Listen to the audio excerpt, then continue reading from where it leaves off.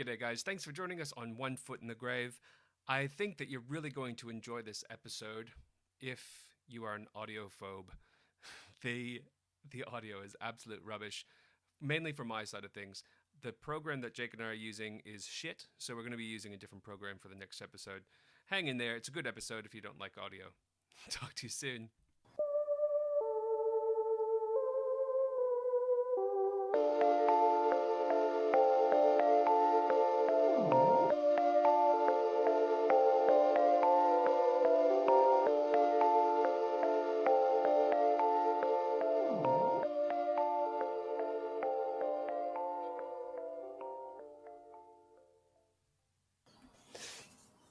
Hey guys, welcome to One Foot in the Grave. I'm Dan.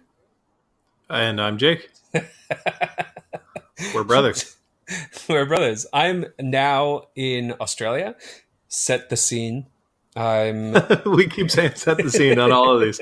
We never said that before, like just recently for a podcast. No. Yeah. Set now the scene. Now it's our thing. It's a thing. So I'm in my bed. I'm incredibly. I'm so jet lagged, and I've been working since I've gotten off the plane. So I'm just having a little rest, little lie down. Yeah. So that's me. So you can picture, a fat guy in a bed. It's like did you ever see The World's Fattest Man? The guy in Mexico who.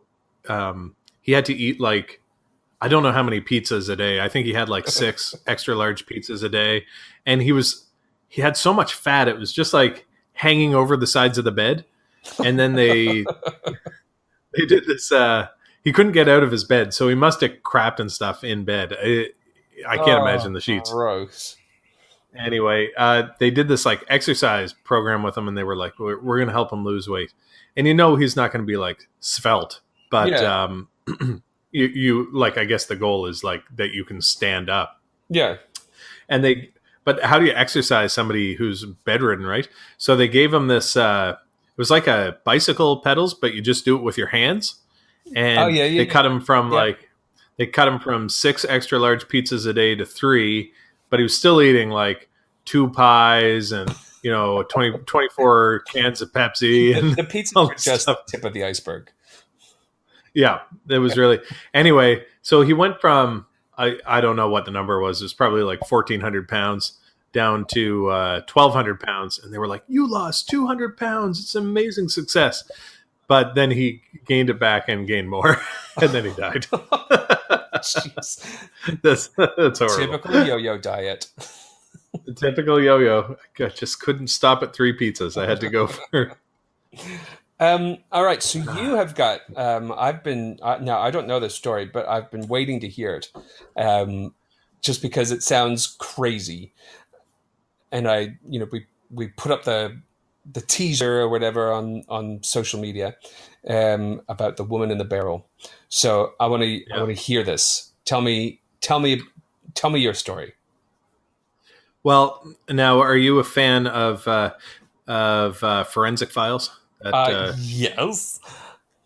Okay, so like real hardcore fans of that show. Now, we're supposed to be a supernatural podcast. This isn't really a supernatural story, but it's a weird one. Yeah, it doesn't matter. This is where my interest actually lies, in the true crime area. So I'm all for taking this little pivot. Yeah, we're taking a shift. We're just taking a little shift for today, and it's kind of got some creepy elements to it, so I guess it does fit. And I've done a little bit of.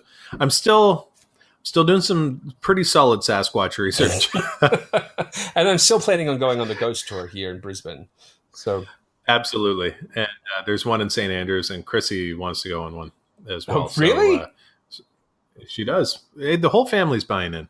Oh, how many listeners do we have, by the way? I have no way of checking. Well, after this episode, I'm sure we'll have reached 100 total.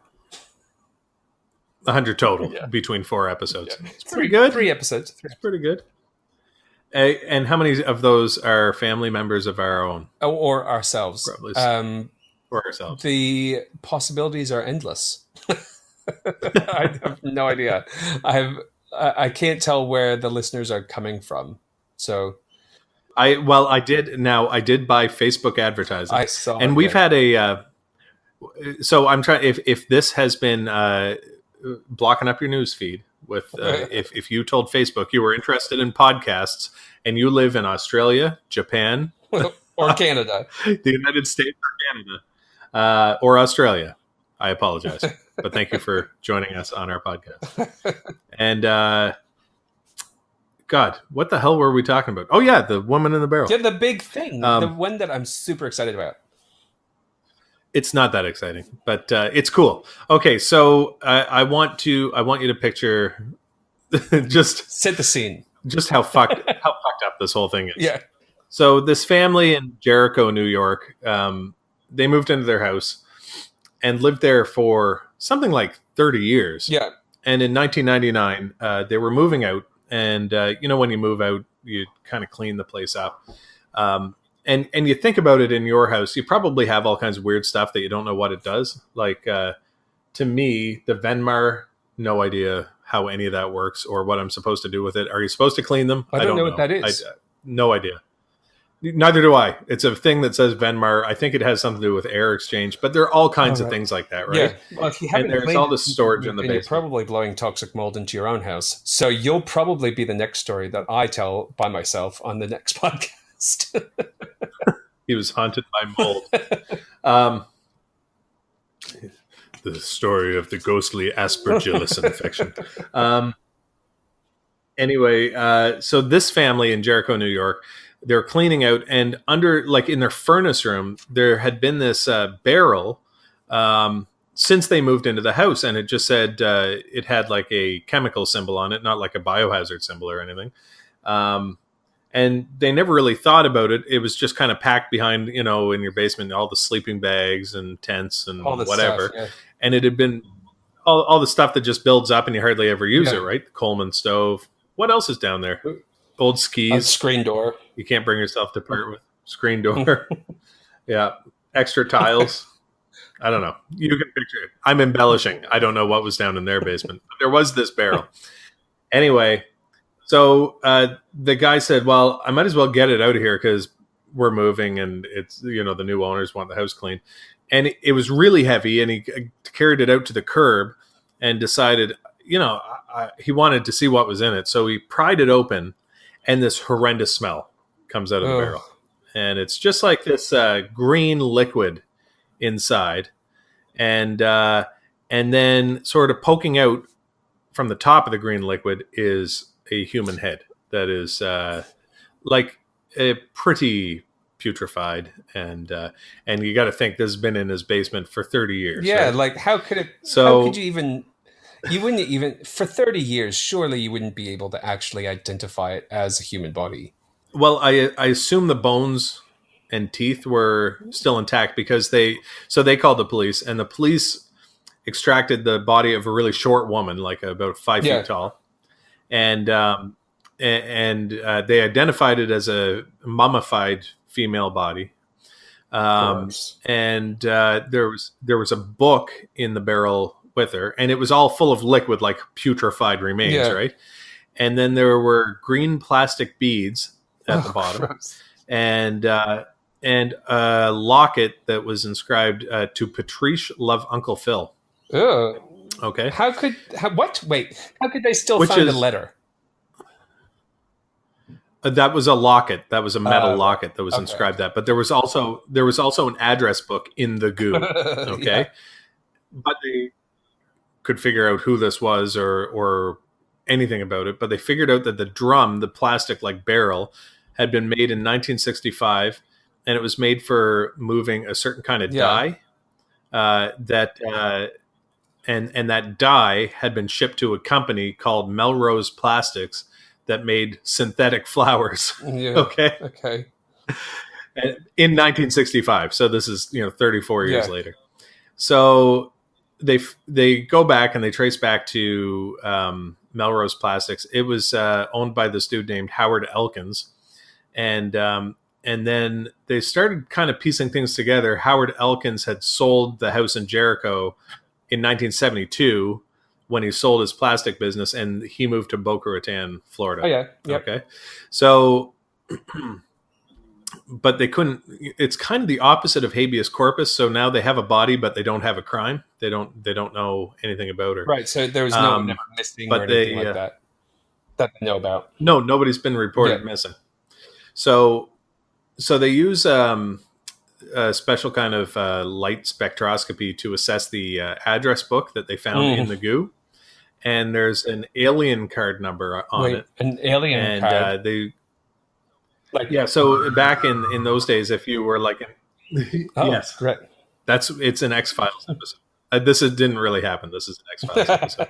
Did I make that clear at the beginning?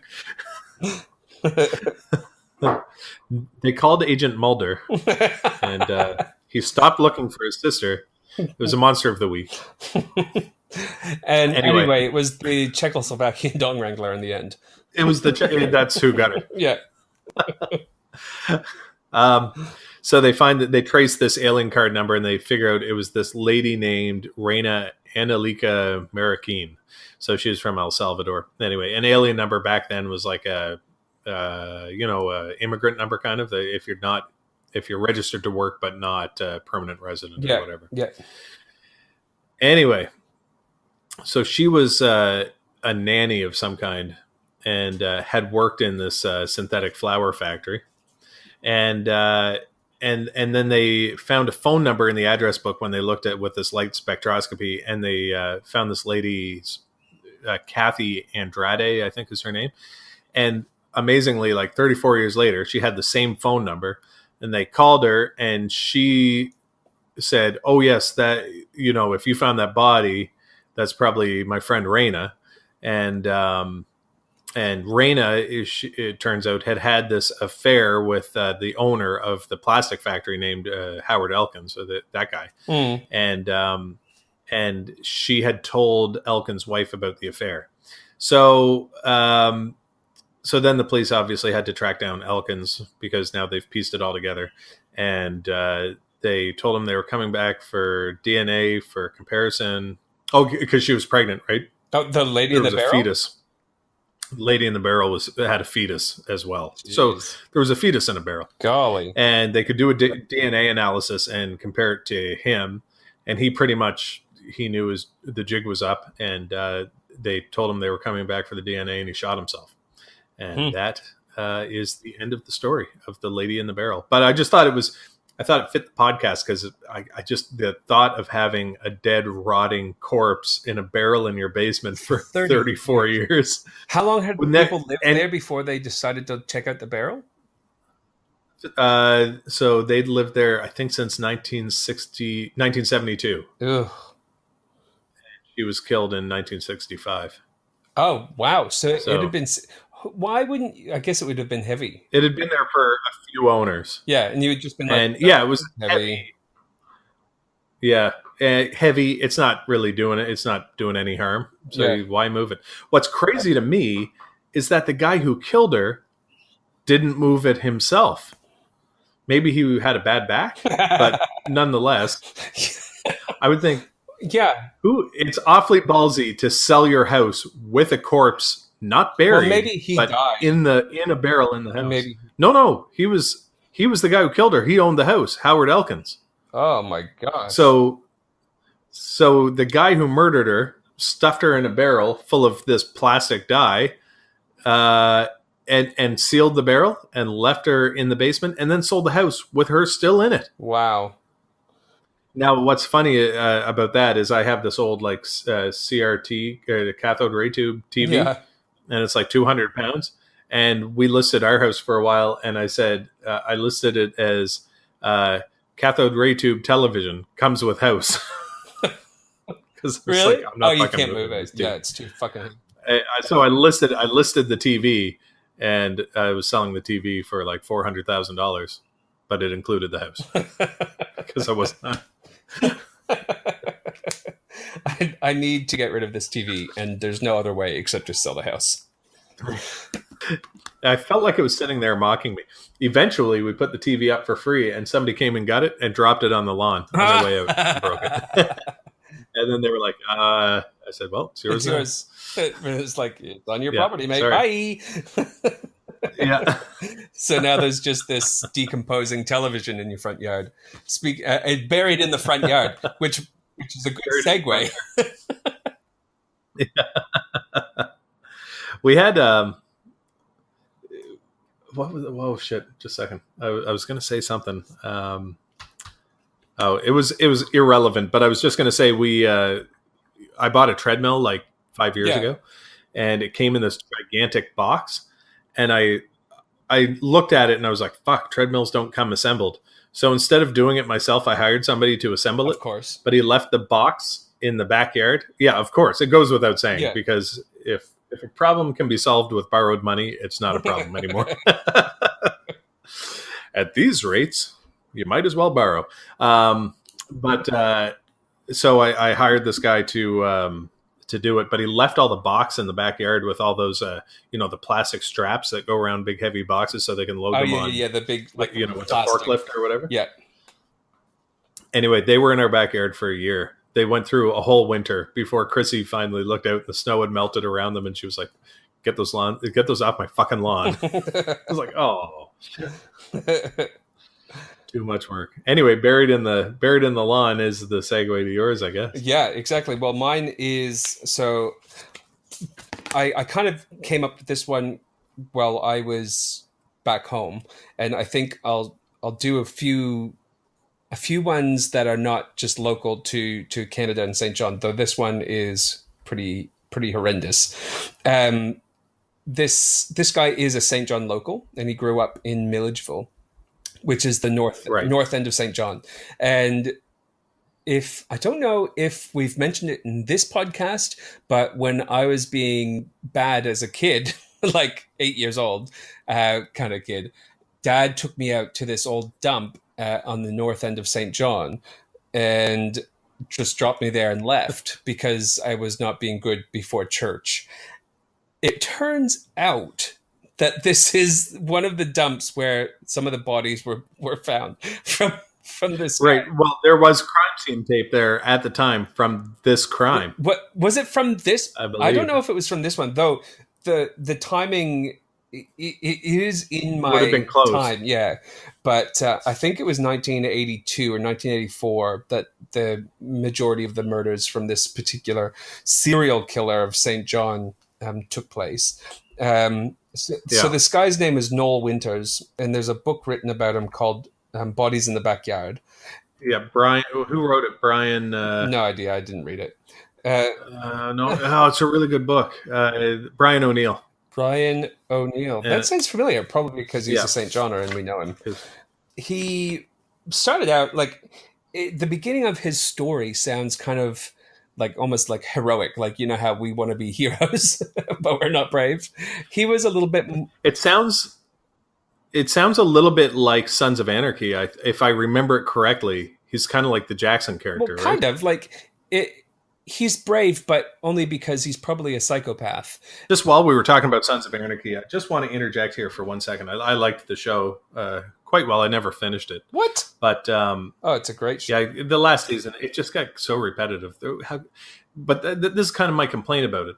There was a shootout and killing in, I think, every episode. There was a shootout, chase, and a killing in every single episode, which would make Jax one of the world's most prolific serial killers when you think about it. So when I was when I kind of knew you were going to do Noel Winters, and I didn't know if you were going to do it or if I was going to do it, my analogy was like, people liked him, but you'd also like Jax from Sons of Anarchy, but he was by every definition a serial killer. He killed how many? Like 1,000 people. I don't know, one per episode. Yeah. And he never got caught. And he was wearing a fucking jacket every time he did it. Yeah. He's wearing a jacket with Sons of Anarchy on the back. How hard is that crime to solve? Well, I mean, surely he wasn't allowed to for camera would have got one season. One season he was out, wasn't yeah. The one in Ireland was so stupid. The season they went to Ireland and the fake Irish accents. We'll have to catch up with him later, Jackson. Yeah, that one was done. Are we smuggling the guns from Ireland then?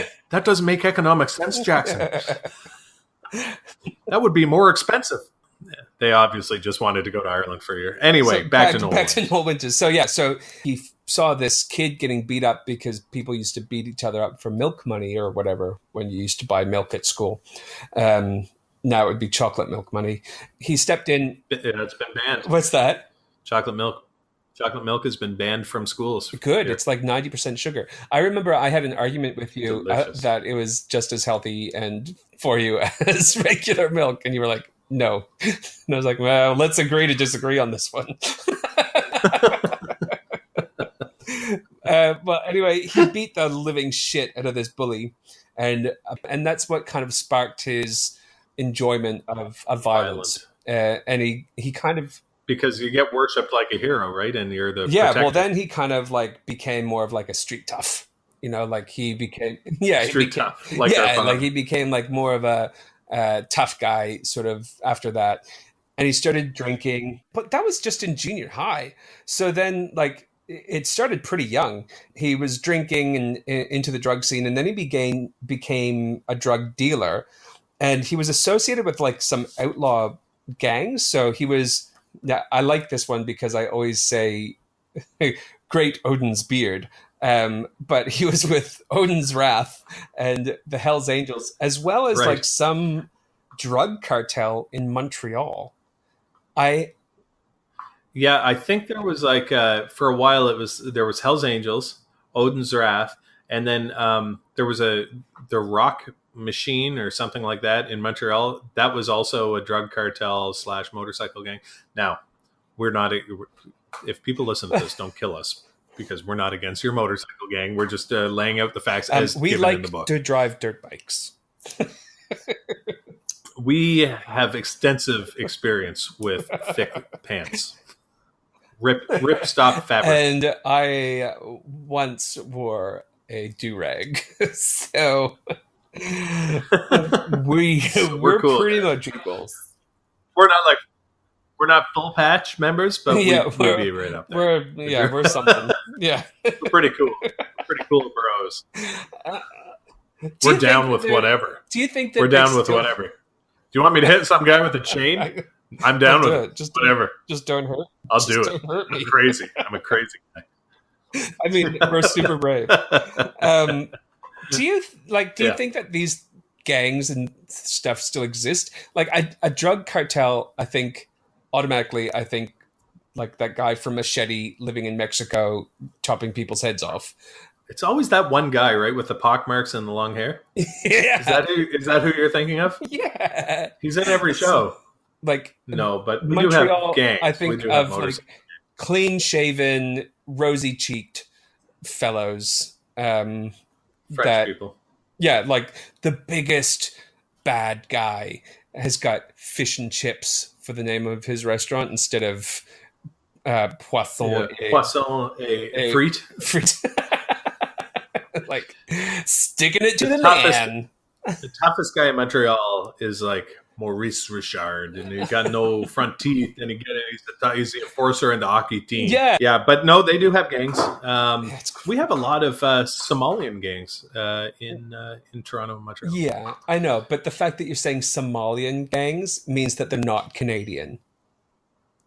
Well, no, but they are Canadian now. I mean, it's like they're, they're gangs from all over. They're like motorcycle gangs. And then the regionalized, like, I guess, alienated kind of minorities who end up in gangs like the Somalian gangs. And I think there's a Jamaican gang in Toronto. But that's where our drugs and guns, I think, come from. That is just, it blows my mind. I'm so sheltered. But I've never tried to buy drugs, guns. Well, maybe that's why. Slaves. I don't know. Maybe that's why we're so far removed from that scene that it just like completely blows. And the other weird thing now is like dad would use medical marijuana potentially, but you wouldn't have to go find an underground connection. You would just find somebody who buys it at the store and say, oh, hey, can I get some of your marijuana for my dad? Actually, that's illegal now, too. So the only way that you can do it as of October, 27th in Canada is to buy it yourself. You can't buy it and then sell it. Yeah, but they say that about booze, too. But I've paid my way through college selling it to high school kids. I mean, Oh my gosh! Only I hope 3 of them. there's going to be a turf war with one of the other cardiologists. Paying down my med school debt. Yo, that was my high school, bitch. Get off my corner, yo. Yeah. Get off my corner, Dr. Lutch Medio. And he's like swinging his stethoscope around like one of those socks with a rock in it. All fucking yo, I got your Coors Light. Yo. We need 3 mils of Epi-Stat. Have you seen The Wire, by the way? No. Oh my God, dude, you need to watch it. It's got Morpheus in it, right? I don't think so. Now you're going to look super racist if you just confused him for Samuel L. Jackson. No. Well, is it a movie or a television Lawrence show? Fishburne, bitch. The Wire is a TV show. It's got the guy from The Dark Tower. He's got some like difficult the to gunslinger? Say. The gunslinger, yeah, Roland. Whoever played Roland, he plays a drug dealer in that show. Oh yeah, no. Actually, it's got some great actors. No, I'm thinking of something that it was after I finished Homeland, I was trying to watch something similar, and it had the guy who played Morpheus in it, and I was just like, ugh, this is rubbish. So no, The Wire might be the best show that's ever. Like, I liked The Sopranos, okay, but The Wire's way better. Oh well, there you go. Yeah, watch it. Definitely watch it. Anyway, sorry, back to Noel Winters. I'm sorry. Yeah. So anyway, drug cartels in Montreal and outlaw gangs, and then on February 13th, 1984, a couple of kids were walking around the Browns flat dump. Why? I don't know. To shoot stuff, I imagine. That's why we all go to the dump. Yeah. And they came across 2 dismembered bodies that were wrapped in garbage bags. So what had happened is that Noel was really wickedly drunk one night, I think on the Kingston Peninsula. Yeah, he had a place. Yeah, and these 2 guys were hanging out with him, and he decided that for some reason that they were out to get him, or like they were going to do him in or report him or something like that. And it was a father and son, and he shot the son in the chest with a pistol, and then he shot the dad with a shotgun right in the face. And yes, that's right. When I read that, I was like, I watch Fails, like Fail Army, and every time someone cops it in the face, I'm like, oh, right in the face. And like I would imagine like Noel would be like, oh, right in the face. Right in the fucking face. Oh, the Youch. face. Yeah. So I've seen people. I've seen shotgun injuries to the face. It's horrendous. Yeah. Well, sometimes you don't die from it though. It's just like you get a whole bunch of. Well, no, the ones I've seen, people tried to kill themselves and then they end up in the hospital. Yeah, just with a whole bunch of fucking. It would blow all the soft tissue away, but it wouldn't be strong enough sometimes to penetrate into anything that's going to kill you. Or even if it does, I mean, don't. If you're going to commit suicide, don't use birdshot and don't aim for the top of your mouth. You fucking idiot. Kurt Cobain did it, got away with it. You probably won't. Just don't. Yeah, don't do just it. Don't kill yourself. In fact, call the suicide hotline. Let's give better advice instead of telling you how to do it. Is to say if you're thinking about it, don't do it. Call the suicide hotline. We're not going to give you the number. That's too much work for us to look it up. You can Google it. Just call 911 or whatever the. Just call 911. Yeah. And then they'll call us and they'll be like, all these people are calling 911. We don't do suicide. I'm sure that they fucking do that. They're not going to be like, sorry, wrong number. Click. Yeah. You're going to kill yourself? Oh, no, you need to call somebody else. Sorry. Let me connect you to somebody first. So he called his back to Noel. He called his mate over and said, "Yo, bro, can you help me clean up a couple of bodies, bro?" And his buddy was just like, "Yeah, I'm down with that. I was going to do my laundry, but I'll just come and help you to take apart these bodies." And they buried them in the dump. Obviously, they had to. There was this in the book. It goes into this big description of how hard it is to dismember a body with like a hacksaw or whatever it was they ended up using. I think they tried to do it with like kitchen knives and stuff. And I mean, we are sinewy and bony. You have no idea what you're getting into before if you've Yeah. I mean, if not. you knew, I mean, it's not really hard to take things off if you know where to cut. But if you're trying to Yeah. like cut up bone, like there are much more efficient ways to then go through. Well, I can tell you, even with like modern surgical instruments, disarticulating a hip before you do a hip replacement is not fucking easy. It takes time and energy. Having said that, we also aren't trying to cut through all your arteries and stuff. Yeah. So Like, maybe. yeah, yeah, you're trying to be careful and not kill Yeah. them. These ones are already dead. Now, the two guys he killed at first, I have a feeling that maybe they were going to kill him. I think maybe they're. I don't know that for sure. Don't take my word for it. Probably no one knows for sure. There was some actual rivalry. They were in a different gang, or they were selling drugs somewhere. There was some reason. It wasn't just like he cold cocked. No, yeah. When he was drunk, who the I think fuck he was. knows? There had been like a building.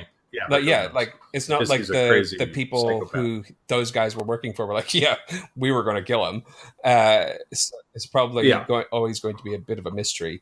So in the fall of 1983, the year I was born, a guy and his girlfriend were staying at Noel's place. And Noel killed the guy because the guy had killed one of Noel's friends. Right. Yeah. And then he also killed the girlfriend. It was like a setup. He'd set them up, right? He planned to kill. Well, I don't think he meant to kill the girlfriend. Like, I think she was just killed because she was there. So yeah. So he killed them, and he called maybe the same buddy. I don't know. But they buried those guys in his backyard. In the Kingston Peninsula. Yeah. And then once I think they put him in jail. So I don't know what he ended up going to jail for, whether it was for those other guys that they found in the dump. No, I don't think he got arrested until there were a few more. Yeah. So it must have been. Didn't he kill a few more? They must have like somehow pinned these two murders on him, and he was in jail, but they didn't have enough evidence or whatever. But anyway, as soon as they found the bodies, in the backyard, and Noel found out about that, he killed himself. He did kill himself in jail. So he killed himself in jail after he found out about them finding those bodies. Hung himself with a shoelace, I think. I know, yeah. So it's like a learning experience for all. I don't think they give you shoelaces in jail anymore. No, that's right. That's right. I mean, if you're going to kill yourself, I mean, there's people in jail if you're listening. But like, you could just rip a bed sheet up or something like that. Surely you can use a pant leg. A pant leg. I mean, yeah. Like they can't take everything away from them. So yeah, exactly. So there you go. Yeah. But it was a crazy story at the time. And there's still Noel Winters, his stuff is still around St. John, New Brunswick, right? Like his motorcycle was this tie-dyed Harley Davidson, and it's like this really cool custom paint job where it's painted like a tie-dyed shirt, and Harley Davidson is written in bones on it, and I think there might be like a dancing teddy, like a Grateful Dead dancing teddy on it. Anyway, it's still around here. You see it uptown all the time, and I just think that's so odd, but so cool someone that has bought it. You know, the serial killer's bike is actually still in circulation, still ripping around town. Someone's bought it and drives it around town? Oh. Yeah. Or he left it to somebody and they're still if someone left me a Harley, I'd probably still drive it. Yeah, for sure. I think it adds to the cred of that bike that, like, you know, because how many of us, like, I have a Harley Davidson and I've got little, like, skull decals on my license plate screws and stuff, and I think I'm pretty hardcore. I don't think so. But really, I'm just doing it. I don't think you are, mainly because you use the word decals. I've got little skull decals on my license plate. Yeah. I wear my little leather outfit. I don't think they call it an outfit. I wear my Harley costume. My Harley costume, my biker costume when I'm out on it. But, you know, I think, like, I'm a pretty tough guy because I'm, like, riding a bike and facing the elements and risking my life and stuff. But not really, you know. Like, I've got skull decals. but I have never cut one off a neck before. Yeah. Mine are made in China. Knolls were made in St. John, New Brunswick. Yeah. So maybe they did only find. Maybe he did only kill 4 people. But yeah, it's the weird. thing is, though, it's that such a from weird where we're story. from, that never happens. Like, it's such a small, quiet town. Well, you say that, and we think that, but think of the famous murders, and we're going to have to talk about more of these. So we got Alan Leger, right, who was like a serious psychopathic serial killer who escaped from prison and murdered a ton of people with an axe. Then there was the Richard Olin case. Is like, that was huge news. That was, in Canada at least, that was enormous news because it was a probably the biggest murder of the last 5 years in Canada. Yeah, but that's not like a serial killer. Like to me, like, murders are going to happen because people are passionate and they just get so enraged that they kill people. Well, that's a funny thing about Noel Winters, though. I don't know if he was the classic like psychopath where you kill people like you because you enjoy killing, because all the murders, he kind of had a reason for the people he killed. And so if you looked into like these, these gangs and you found their enforcers, okay, if you had the cartel guy who's, killed how many, what was the number? 141 or something. Yeah. Is he really a serial killer, or is it just like, does he consider it part of his job and he's like a soldier for the gang that he's in? And so there's like this line where I don't know, it doesn't make him a good person. No. But is it part of his job, and does he just see it that way? Or do you still have to be a psychopath to kill people, even though somebody tells you to? In which case, are all our brothers in arms psychopaths because they go out and they have to kill people in battle? I don't know. Yeah, and maybe it's different when the person you're killing is going to kill you if you don't do it. I think it all depends on like their MO and their motivation. So. Yeah. So Noel Winters is kind of still a gray zone, right? Because it was different between the 4 people. And it wasn't like he didn't have like, it wasn't like a meticulous habit that he did. It was just like, these are people that I want dead, and now they're dead. Yeah, and I don't think he was like jerking off over murder. No, exactly. Porn, what I mean? What is it, BTK or whatever, or anything like that? It was just, yeah. Now, they caught the BTK guy, didn't they? You know how they caught him? Well, so he kept sending letters to the police, and they still didn't know who it was. And he got lazy. I assume as he got older, he got lazier. And he put his return address on one. No, he was like, instead of having to print out all these fucking letters to the police, he said to them, look, can you find out who I am if I give you a floppy disk with all of my essays on it? And they were like, of course not, buddy. Like, go for it. We don't know technology. We're just the police. And he sent them a fucking floppy disk with all his information on it. And they found him. Now, I think that's BTK. It could have been one of the other crazy motherfuckers. But yeah, that's how they caught BTK. It's they're all going to get caught now because the police have made it legal for them to search the 23andMe database to look at like your relatives' DNA and match it. I know. So they could go like the Zodiac killer. I'm just waiting for them to match like the DNA from the stamps that guy licked to mail his envelopes to some distant relative who signed up for 23andMe. Exactly. And it's so ridiculous that they even have this database, because like, it's a bunch of white people wanting to know what their ancestry is. Well, it's not just it's just that in this day and age, everybody wants to find out they're at least part something other than white. Yeah, you want to find out. Hey, look, I'm 10% sub-Saharan African, so give me a break. This is racist, brother. This is unfair dismissal. When the police pull you over. What is it, officer? Driving while black?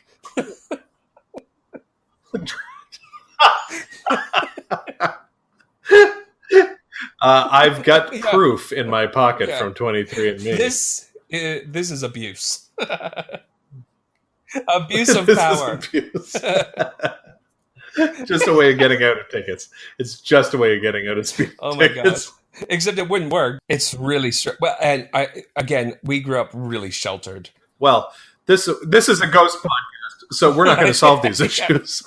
But I do want to talk about Forerunners briefly. Anyway, that's our solution to all the world's problems. Let's move on to ghosts. Anyway, happy haunts. Weirdos. We were going to go with weirdos. That was one of the things I wanted to talk about. Because of the the outstanding response that we got from the no one about what nobody answers. When we put stuff on Facebook, nobody writes any replies except for our cousin Catherine. Shout out, Catherine. But yeah, so we've decided that we're going to call our listeners weirdos because we're definitely weirdos. Yeah, and we're into weird stuff, and we have lots of weird discussions. And just judging by some of the Facebook profiles, and we love you dearly. Weirdos. Sorry, but you're all weirdos. You, so there you go. Weirdos. That's a good. Yeah, you're as normal as shit, Catherine. The rest of us are weirdos. Just while we're addressing social issues, I want to talk about something kind of serious. You know how on My Favorite Murder, they keep being applauded because they talk about their mental health? Whose mental health? Do you like the hostesses like Karen Kilgare? I don't know. Karen and Georgia. Yeah. You know how they talk about like anxiety issues and stuff. Yeah. And every time their fans, the murderinos, write in, they're like, "Thank you for addressing publicly mental health issues." I feel like everybody's got fucking mental health issues, and I don't really think it's that brave to owe up to them because we all have them.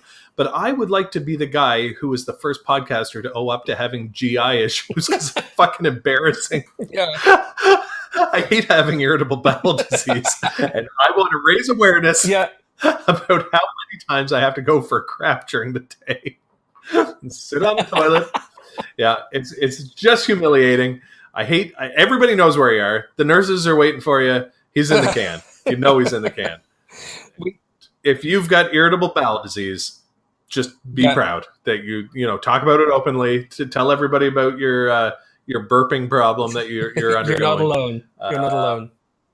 Yeah, if you have Crohn's or colitis or irritable bowel or whatever, stand together. GI issue patients. Because it's very out of fashion to talk about it. We're an isolated community, but I'm bringing it to the light. If you are currently suffering from GI issues, please call the hotline for GI issues 555 5555. You know how Bell has Bell Let's Talk Day? I think Rogers, the competing telecom, could take on GI issues, and they could have Rogers Let's Fart Day. Yeah, Let's fart day. Let's get this passed. Let's shart. Let's shart together. Let's shart day. Anyway, so just briefly on the ghost thing, because most of our followers on Facebook actually seem to be into the supernatural stuff. I don't know that if you listen to the first episode, you know that we don't. Dan and I aren't really big believers, but we're open-minded. We know the world. There's more to the universe than we know. Anyway, I've been reading these books. One of them is called Blue Nose Ghost. These are like classic, from the Maritimes.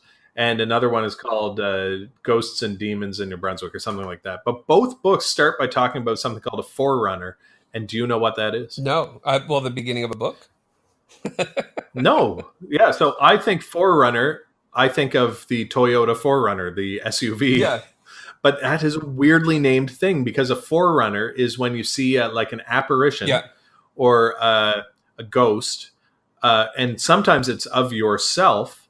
It is a forewarning that you are going to die or that the person you see is going to die. And the lady who wrote the New Brunswick book talks about, if you've been to Hampton, New Brunswick, there's a train bridge that goes, it's really steep and you go up and over it. Anyway, she was crossing it as a train was coming underneath it. And for a second, she thought it was a steam engine. And on the cow catcher on the front, the pointed thing on old trains that hit cattle, she saw a bunch of clothing like the train had hit somebody. And then after it went under the bridge, she saw it was like a normal train and that it had just been her imagination or whatever. 20 minutes later, that train hit a guy crossing the tracks. And so she was, according to her book, this is all purportedly, this is what happened. Yeah, see, that's the thing. Like, she's then written a book, so she has something to gain from telling this story. I know. But what's weird is, now I've never had that exact experience, but the day our grandmother died, the night before she died, I had a dream that she died. And then I woke up and Mom was on the phone and she'd had a heart attack and died. So that was weird. But she was dying too. No, she wasn't that sick, I don't think. She just had the heart attack and she was gone.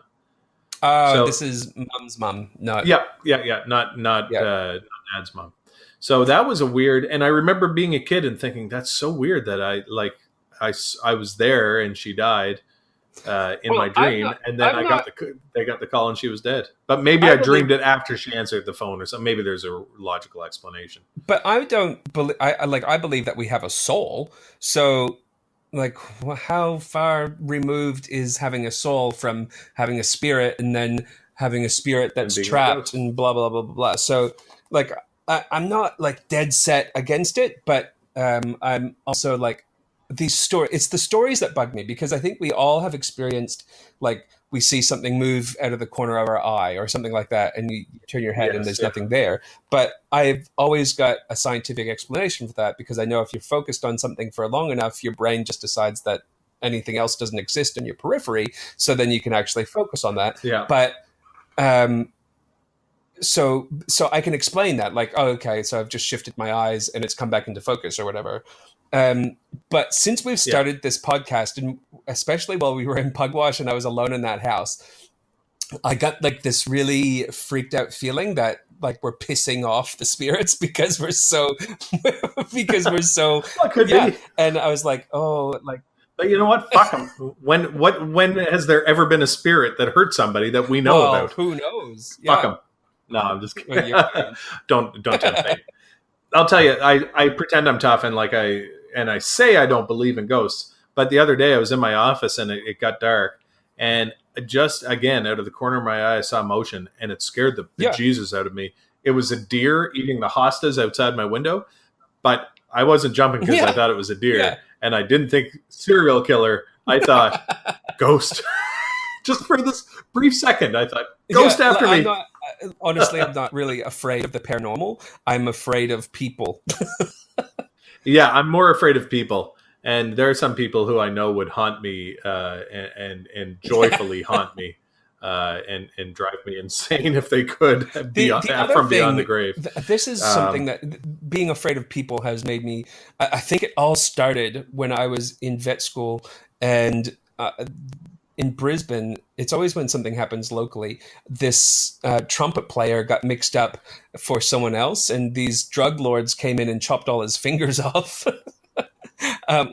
Was that during the samurai sword attack? No, that was when I first came over after high school. No, this was like when I was like an adult here, and that's when I like invested in alarms for doors and stuff like that. I was like, oh shit, I do not want to lose my fingers. That's unfortunate. That's so unlucky.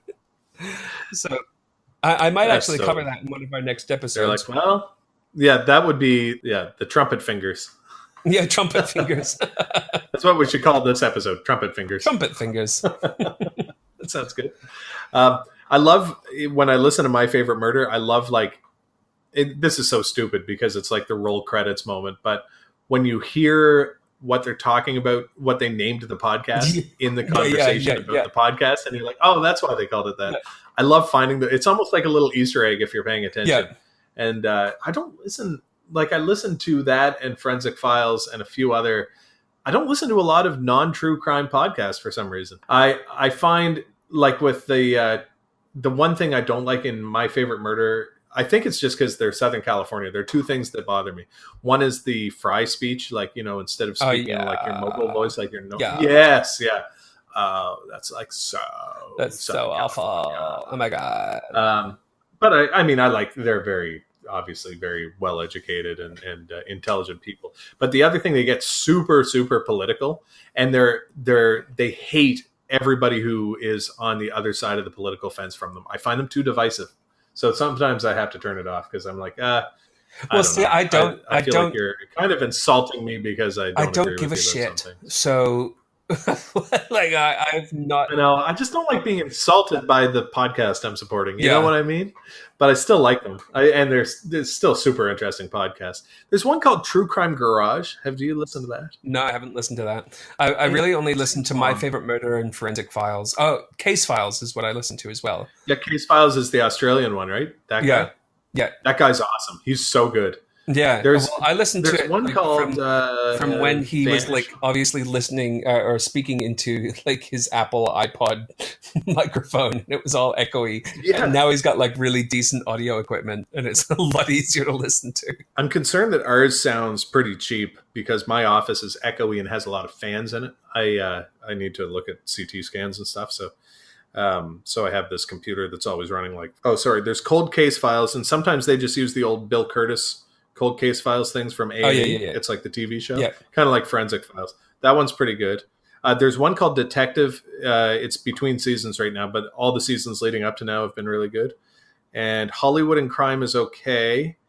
What was the other one I was going to mention? Trace Evidence was good.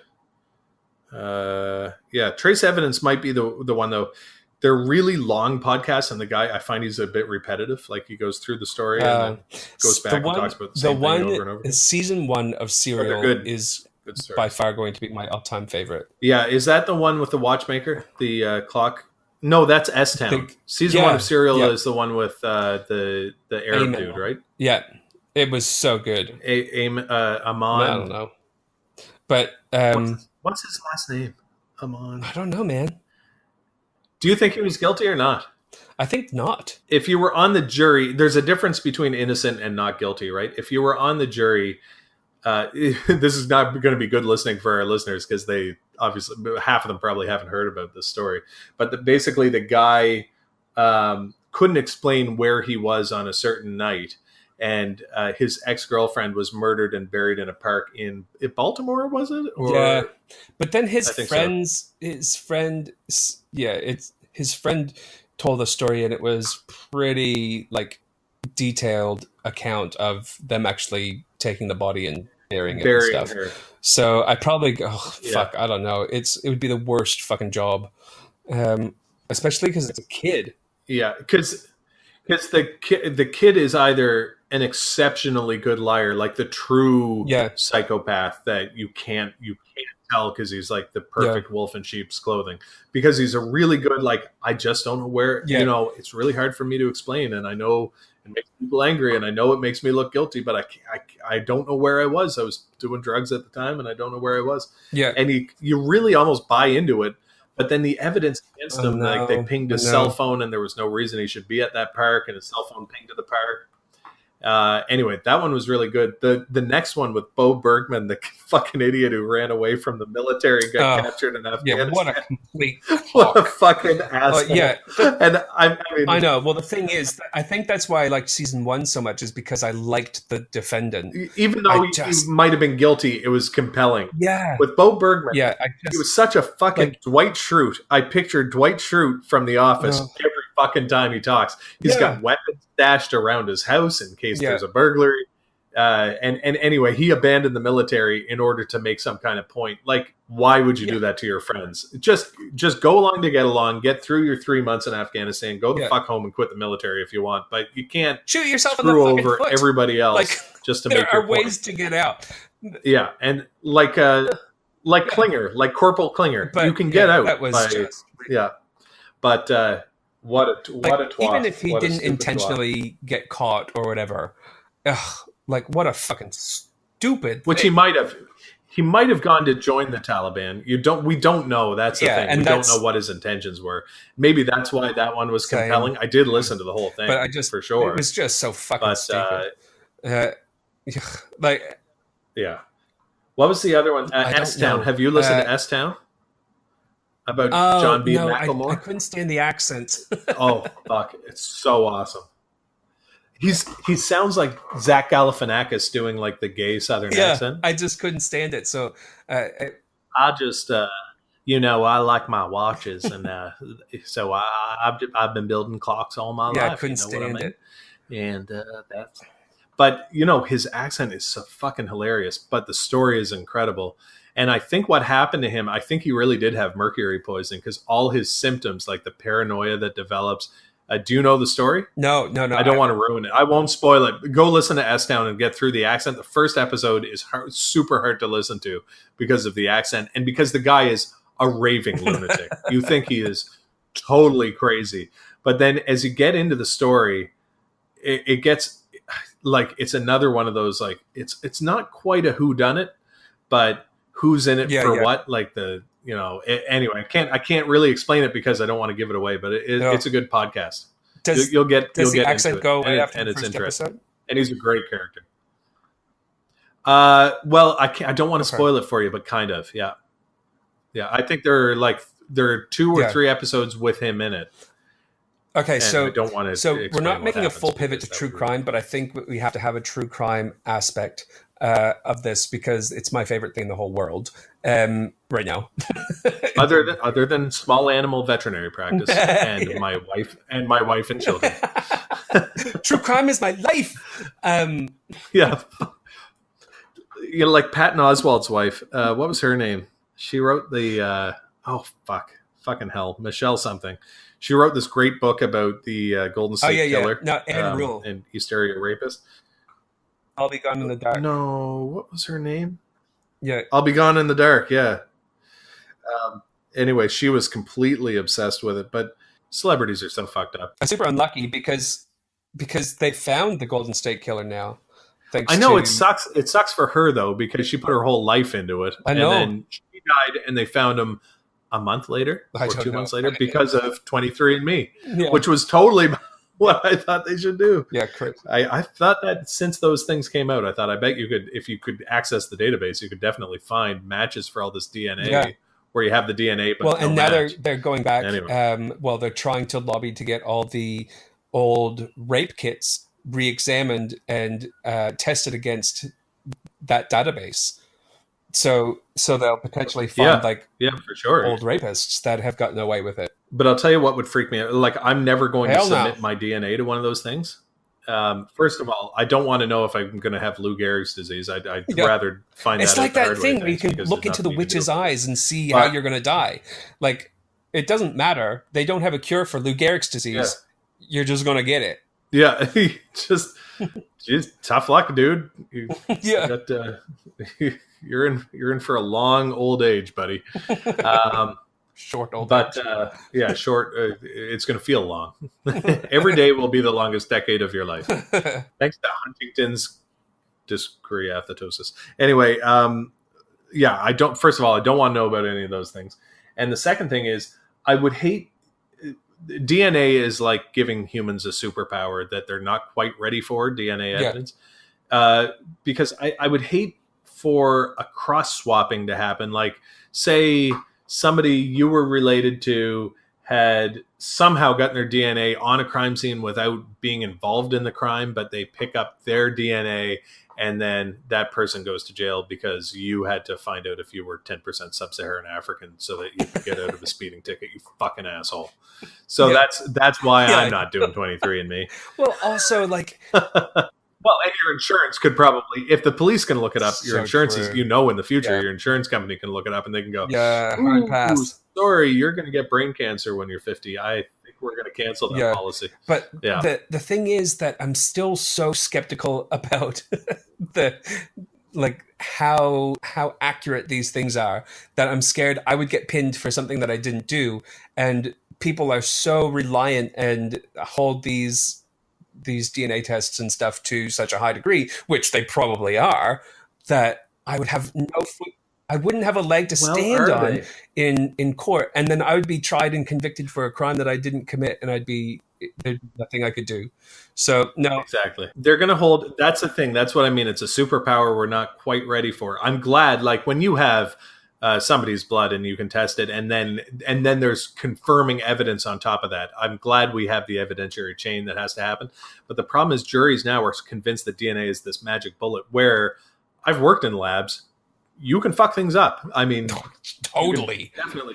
I mean, we are 97.9% similar to chimpanzees on every level, right? So you look for certain alleles and they test that, but there's definitely wiggle room to fuck that up. Yeah. Now, when you're looking at somebody and they are, 100% match on every, and it's done correctly, sure. But if you throw the word DNA out to a jury, even though the evidence that you have might just be like, oh, well, he shows these 3 genes are like the same, 77% match. They're not going to get it. They're not going to know that is not the same as this came from this guy. Yeah. They're going to say, well, how could the DNA match if it's not him? And that's the problem. The other problem with it is that, like, the trial system is supposed to be fair. And look, if I were in Law and Order, I'd be a prosecutor, right? I wouldn't be a defense attorney, I don't think. But if you're talking about fairness, how is it fair if a defendant who has no money can't then send his DNA to a lab for, the $2 million that the prosecution spent to prove that it isn't his? And if he sent it to the lab that said that's definitely not his DNA, then it would be, then you would have the argument between the two labs, and all the technicalities of this would come out, and all the weaknesses of DNA evidence would come out. Right now, it's just the prosecution's magic bullet. So it irritates me. I don't think it's fair, but I'm glad it exists, because I also don't want serial killers sitting outside my window. Yeah, I'd prefer them not to be there. Yeah, spanking it over my tortured, dying body. I don't want them masturbating on my petunias while I read CT scans. Jeez. Well, on that note, anyway, I think that wraps her up. We need to tell everyone to follow us on Facebook, Instagram, and YouTube on One Foot in the Grave Podcast.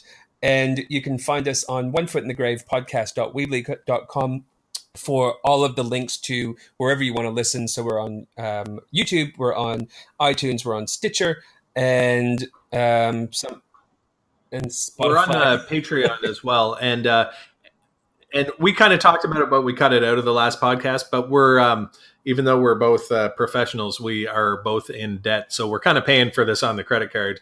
And the Patreon thing is not expensive. Like, we're, one tier is $2 or something like that, and the other one's $5. So we're not asking you to, and you don't feel like you have to give us money. But if you have tons of it and you're willing to send a little so that we can pay for, because we're recording between Australia and Canada, we have to buy certain software and stuff, and that costs a certain amount per month. So we don't need lots, but even if we could raise up to like $30 a month, it would shout out to Dad, who's our first patron. Yeah, he put in the wrong email address. Poor Dad. I know, poor bastard. I went to pick him up today to do this podcast with us, and he was in bed with Mom. I walked in, and I was like, "What am I walking into?" Poor Dad is sick. He just finished his chemo. And I guess he just fell asleep. So he was like, "Oh, should I get up?" I was like, "Nah, you stay in bed." Big guy. He can go. But he's doing well. So shout out to Dad. He's doing great on his new chemo. And so with his tier, he went for the roaming vapors, or whatever the fuck. What's that? $2 a month? No, he went with ectoplasmic residue. He got access to our old podcast, Oh, yeah. which we first talked about ghosts. There are some good episodes of that old podcast. It's more offensive, though, I think, because we didn't pull any punches because we were. Although we still used our real names. It's kind of fun. It's kind of exactly the same. Yeah. Once in a while. It's exactly the same. It is much alike. I liked the old one because it had no theme. I'm glad we're doing a theme now, but the old one was hilarious because just the random shit that we get into. There was a whole episode about our cleaning lady. We need to, I will post. Maybe I'll edit some of the more controversial stuff out. But we need to get Brent onto this podcast, and we need to get Dad onto this podcast because Yeah, and we need some believers, and we would love to hear from you. Yeah, well, actually, listeners. one of my friends, Jill, has just posted something to us about who's that other ghost in St. John. Right, there was a well, I mean, purportedly, there's a ghost in St. John. What's her name? Maggie something. She was murdered back in the 1800s by her boyfriend. She was pregnant, I think, or anyway, he got hanged for it. But Maggie something Maggie Vale, on Maggie Black Vale. River Road. And, we should cover that because a friend of yours actually solved it. Maggie Vale, yeah. Did he solve it or did he bury her? I can't remember. But yeah, Scotty, my friend Scott, God bless him. He's a policeman here, and he is I know two policemen pretty well, Scott and do you remember Trent from my Trent. basketball team? Yeah. When I was in junior high. So Trent is like top dog RCMP out in Halifax. He was a homicide investigator. He's got some fucking awesome, crazy homicide stories. I don't know if he'd be allowed. I don't know if he'd be allowed to talk about it. But there was like he's gone looking for body parts and stuff, and he is super. Yeah, exactly. My buddy Bob, my anonymous buddy Bob. Anyway, he is like. So he is one of the nicest guys I've ever met. I just saw him at our high school reunion, and he's a fucking awesome dude. And he's totally jacked, and I'm super jealous because I'm a fat fucking idiot, and Trent is out there like saving the world and actually doing heroic shit, and he's like all muscly. So he's awesome. And my buddy Scott is a St. John police officer. He was homicide investigator as well. Trent is now SWAT team, and I think Scott is back doing like a 9-to-5 kind of job because they've got little kids and they didn't want to do the call maybe. I don't know. Apologies to Scott if he hears that. But also, super, super nice guy. Scott might go on the podcast to talk about Maggie Vale. So write into us. Tell us your stories. Tell us either your ghost stories or your local true crime stories. I want both. And we'll talk to you next time. Bye. Thanks. Yeah. Bye. See you later. Thank you for listening. Bye.